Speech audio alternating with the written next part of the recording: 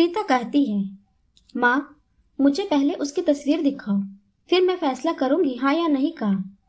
माँ ने रीता की तरफ देखा। अच्छा, हम तुम्हारे लिए क्या कोई अच्छा लड़का नहीं देखेंगे? रीता गुस्से से बोली, माँ, बस लड़का देखना है मुझे, उसकी तस्वीर मंगवा लें या लड़के को यहीं बुला लें। माँ ने उत्तर दिया, पागल, शर्म नहीं आती? चल दफा हो जा अपने कमरे में। तभी बाबा भी आ गए। क्यों डांट रही हो मेरी बच्ची को? रीता बाबा के पास गई, जाकर कहने लगी, बाबा, मुझे लड़का देखना है। बाबा ने मुस्कुरा कर कहा, हाँ बेटी, तुम्हारी मर्जी से ही करेंगे शादी। कल मैं उसकी तस्वीर मंगवा लूंगा। लड़के का अपना होटल है, पढ़ा लिखा है, प्यारा है, लेकिन रीता को तो लड़का देखना था। तस्वीर आ गई, देखा लड़का तो प्यारा है। रीता ने हाँ कर दी।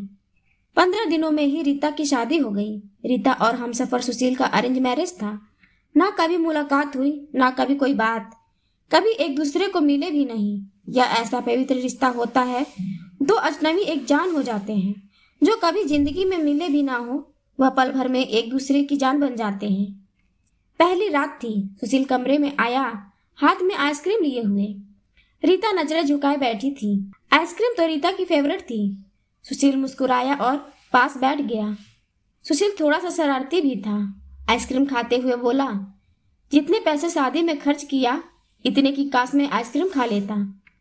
रीता का घूंघट उठाकर बोला, आप खाएंगी? पहले तो रीता ने शर्माते हुए मना कर दिया। फिर सुशील ने प्यार से कहा, खा लो, प्यार बढ़ेगा। रीता को आइसक्रीम दी और खुद कपड़े बदलने लगा। रीता सारी आइसक्रीम खा गई। सुशील ने जब पूछा आइसक्रीम कहाँ है, तो रीता मुस्कुराने लगी, वह तो मैं खा गई। सुशील भी मुस्कुराने लगा, बहुत कंजूस हो आप, पहले कहती नहीं खाती और अब देखो सारी की सारी खा गई। हाय, मेरे आइसक्रीम 50 रुपए की थी। रीता सुशील को पहले ही रात इतना तो समझ गई थी कि सुशील दिल का बहुत अच्छा है। रात भर मोहब्बत भरी बातें होती रही। जिंदगी अपनी असल मंजिल की तरफ मुड़ गई थी। वक्त गुजरने लगा। रीता के भाई की शादी थी। रीता 4 महीने की प्रेग्नेंट भी थी। रीता ने सुशील से कहा, मुझे भाई की शादी में जाना है।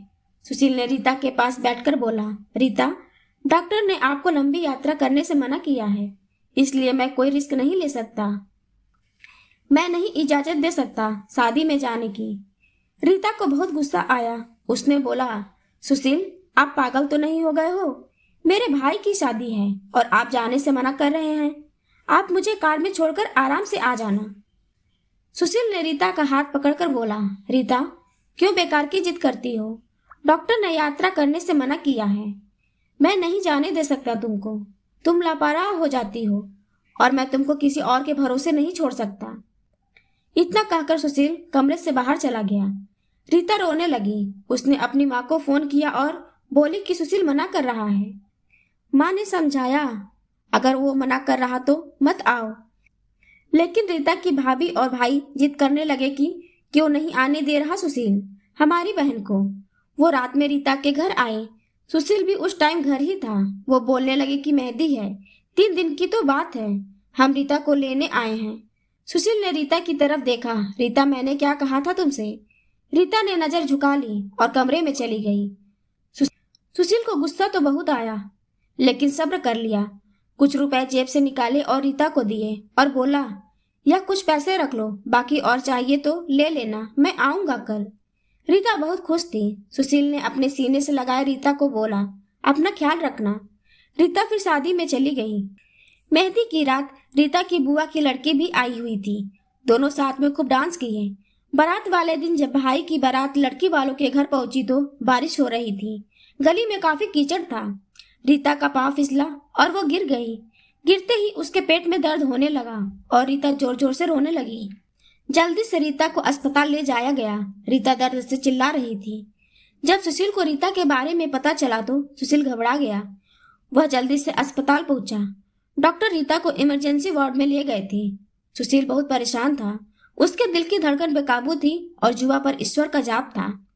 बाकी सब लोग शादी की खुशियों में मग्न थे, लेकिन यहाँ सुशील परेशान खड़ा था। कुछ देर बाद डॉक्टर कमरे से बाहर आए। उन्होंने सॉरी कहते हुए बताया, आपका बच्चा मर चुका है। सुशील बेचैन सा होकर कुर्सी पर बैठ गया। फिर बहुत हिम्मत करके जल्दी से वार्ड में गया। रीता रो रही थी और सुशील को देखकर मुंह मोड़ लिया। सुशील पास में बैठ गया और सर पर हाथ फेरने लगा। अच्छा चल चुप कर मेरी जान, रोना बंद कर, ये ऊपर वाले की मर्जी थी। रीता फूट फूट कर रोने लगी और बोल रही थी, सुशील मुझे माफ कर दो, मुझसे गलती हो गई। सुशील ने आंसू से भींगी हुई पलकों को चूम लिया। अरे बस बस मेरी जान, रोते नहीं हैं, बस ऊपर वाले की मर्जी थी, चुप हो जाओ। रीता खुद को गुनहगार समझ रही थी। सुशील रीता को लेकर घर चला गया। शादी खत्म हुई, सब घर आ गए रीता का हाल पूछने। रीता खुद पर इल्जाम दे रही थी और बोल रही थी, मुझे रोका था सुशील ने माँ, लेकिन मैं जिद करती रही, शादी में जाना है। अगर मैं उनकी बात मान ली होती तो आज शायद मैं अपना बच्चा न खोती। सुशील समझ रहा था रीता दिल ही दिल में खुद को कसूरवार ठहरा रही है, इसलिए सुशील प्यार से समझाता रहा रीता को, अरे पागल, खुद को परेशान ना कर, ऊपर वाले की मर्जी थी ना, ऊपर वाले ने चाहा तो हमें फिर से औलाद जरूर देगा। रीता सुशील की आंखों में देख रही थी। सुशील आप इतने अच्छे हैं, मुझे डांटा नहीं, आपने कुछ कहा नहीं। सुशील ने लंबी सांस ली और मुस्कुराकर बोला, जब तुमने मेरी बात मानी ही नहीं तो अब कुछ कहने का क्या फायदा। रीता सुशील का खामोश गुस्सा समझ रही थी। 1 साल बाद फिर ऊपर वाले ने उसको बेटा दिया। सब बहुत खुश थे। सुशील बाहों में अपने बेटे को उठाकर चूमने लगा। रीता बेड पर लेटी हुई सुशील की आंखों से बेटे की मोहब्बत में निकलते आंसू देख रही थी। जिंदगी में अच्छे दिन आते हैं, लेकिन अक्लमंद वही होता है जो खुद को हर हालात में ढाल लेता है। सुशील के 2 भाई थे जो सुशील से अमीर थे। उन दोनों भाइयों का अपना अच्छा खासा बिजनेस था, लेकिन सुशील का छोटा सा होटल था जिससे बस गुजारा हो रहा था। एक दिन रीता ने जिद किया कि सुशील, बच्चों को गर्मी लगती है इसलिए बहुत रोता है, मेरे कमरे में एसी लगवा दो। सुशील ने रीता के सर पर हाथ रखकर बोला, अरे रीता, पागल हो गई हो क्या, मेरे पास इतने पैसे नहीं हैं। लेकिन रीता जिद करके बैठ गई कि मुझे मेरे कमरे में एसी चाहिए।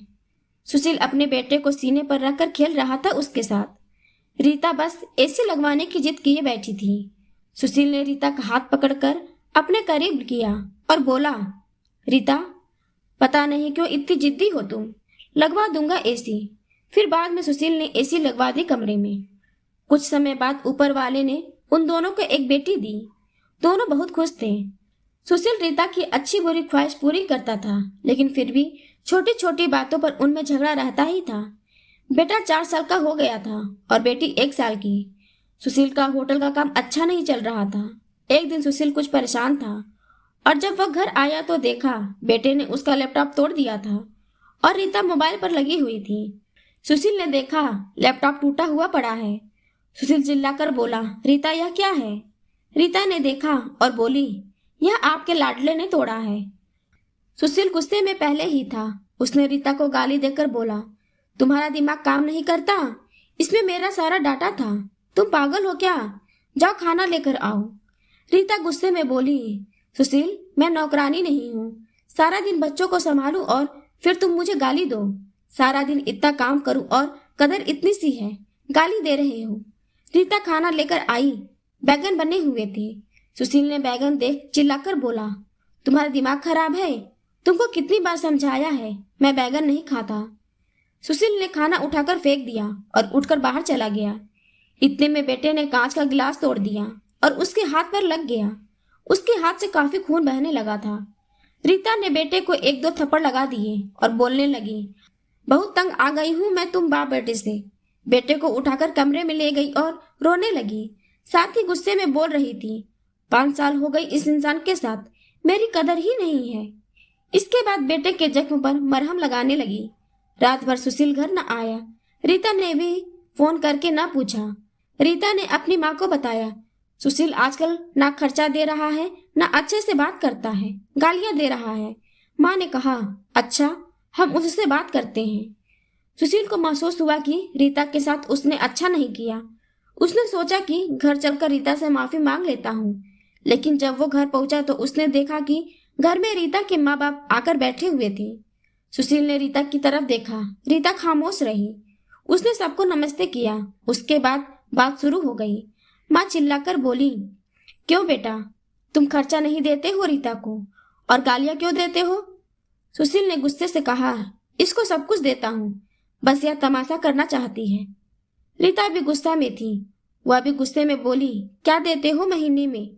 5,000, जिसका दोनों बच्चों का दूध भी पूरा नहीं होता। एहसान करते हो मुझ पर, तुम्हारे बच्चों पर खर्च करती हूँ।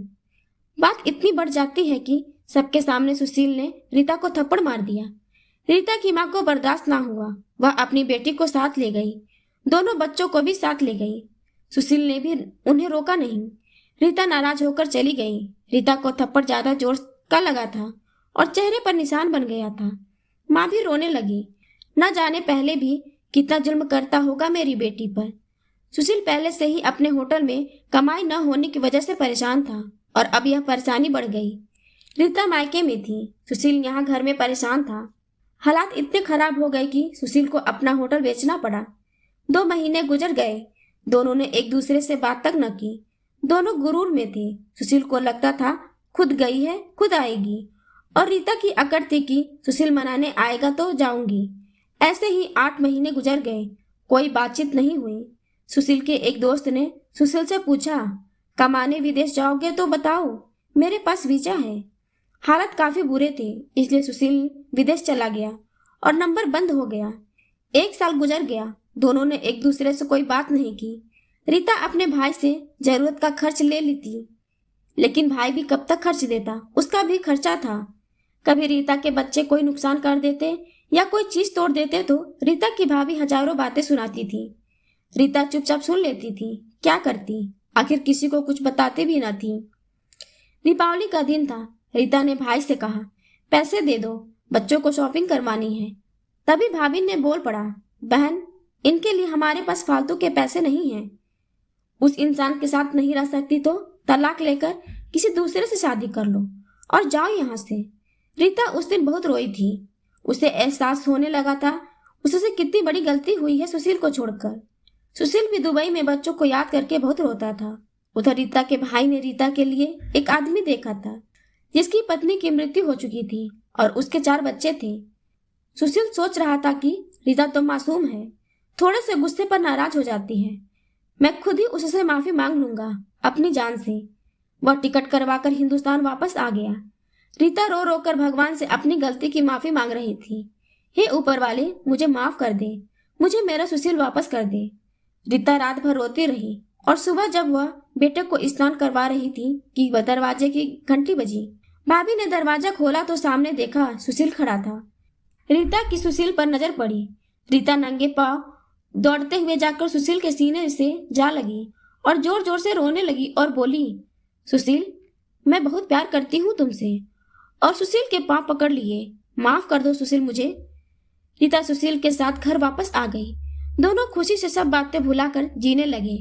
लेकिन वह इस समाज को इतना बता गई कि जज्बात में जुदा हो जाना बहुत आसान है, लेकिन जुदा होकर जीना बहुत मुश्किल है। जो दर्द एक हमसफर महसूस कर सकता है वह कोई और नहीं समझ सकता। तलाक लेकर जिंदगी बर्बाद न करें, सब वक्त के साथ बदल जाता है। हाँ, अगर नहीं बदलता तो वह हमसफर है। अगर कोई नाराज है या घमंड में है तो उसको मना लो, इससे पहले कि फिर देर हो जाए। आजकल छोटी छोटी बातों पर घर उजड़ रहे हैं। अगर थोड़ी बर्दाश्त कर ले तो ऐसे घर ना उजड़े। अगर मेरी कहानी किसी एक के भी दिल में घर कर गई हो तो लाइक करें, कमेंट करें और सब्सक्राइब करना ना भूलें।